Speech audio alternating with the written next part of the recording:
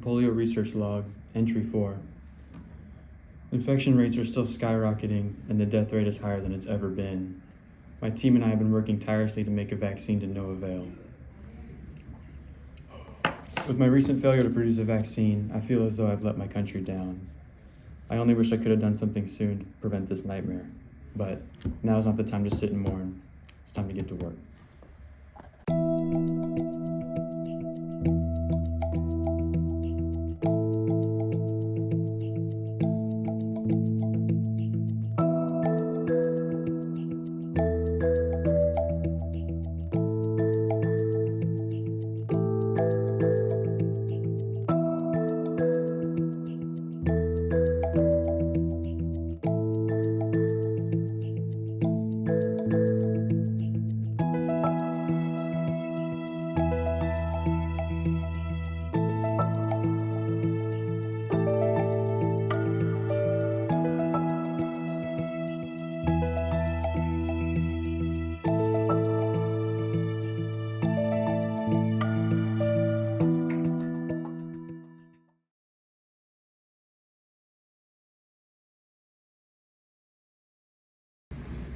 How you doing?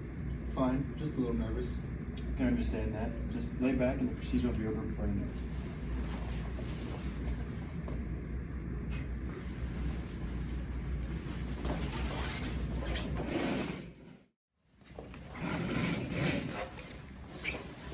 How's he doing? Everything looks good, no unusual symptoms. That's good. Let's continue to check out for any future side effects.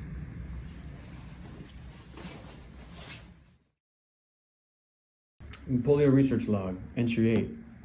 Our new polio vaccine proved to be a success with only meager side effects ranging from itching, sores, rash, to pain at the site of the injection. The only thing left now is to get it approved by the CDC for international distribution.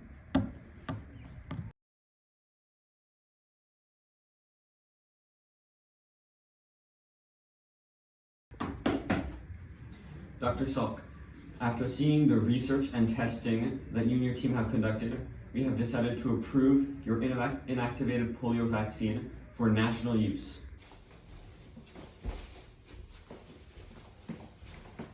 However, we have some concerns about the method of delivery. We are worried that not all citizens would be willing to accept this vaccine due to its method of delivery.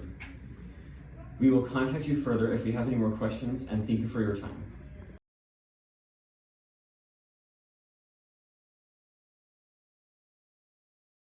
The vaccine's almost out of development, so we should be able to start testing it through test trials. Before we start distributing the vaccines for test trials, we need to discuss where we're sending them. The US is almost already fully vaccinated because of Dr. Salk's widely available vaccine. We can visit other countries, possibly Africa or Asia, wherever it's less accessible. Of course! I was thinking we could visit the Belgian Congo and Africa to collect test trials.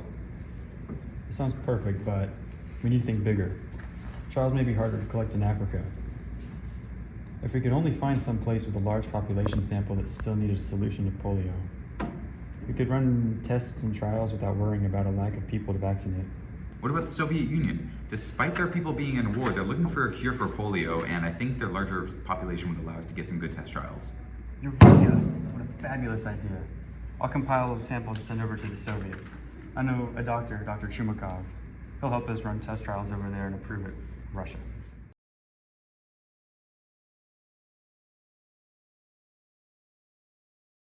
The day's finally come. I'm heading to the Soviet Union to start my distribution.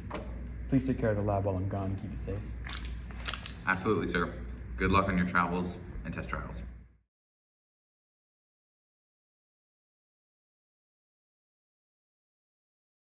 Polio research log, number 21. The date is March 17th, 1974.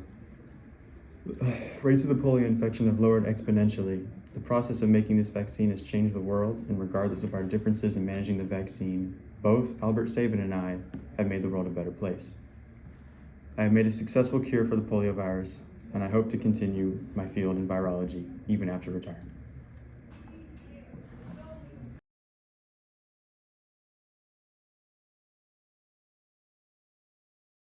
We are gathered here today to offer the highest level of civilian honor, the Order of Friendship among Peoples, to Dr. Albert Sabin for helping the Soviet population gain immunity to the devastating polio virus. From all of the Soviet people to you, we extend much gratitude.